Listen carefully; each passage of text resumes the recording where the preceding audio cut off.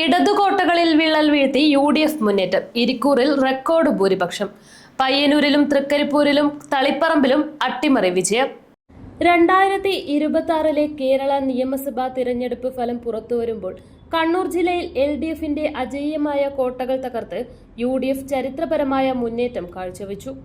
ഇരിക്കൂർ മണ്ഡലത്തിൽ sitting MLA Sajeev Joseph കഴിഞ്ഞ തവണത്തെ 10,010 വോട്ടിന്റെ ഭൂരിപക്ഷം 4 ഇരട്ടിയാക്കി വർദ്ധിപ്പിച്ച് 42,500 എന്ന സർവകലാ റെക്കോർഡ് ലീഡോടെ ഉജ്ജ്വല വിജയം നേടി. UDFന്റെ ഉറച്ച സീറ്റായ പേരാവൂരിൽ സണ്ണി ജോസഫ് 14,000-ലധികം വോട്ടുകൾക്ക് വിജയം നിലനിർത്തിയപ്പോൾ LDFന്റെ കേന്ദ്രങ്ങളെ ഞെട്ടിച്ചുകൊണ്ട് പയ്യന്നൂരിലും തൃക്കരിപ്പൂരിലും തളിപ്പറമ്പിലും അവിശ്വസനീയമായ അട്ടിമറികളാണ് സംഭവിച്ചത്.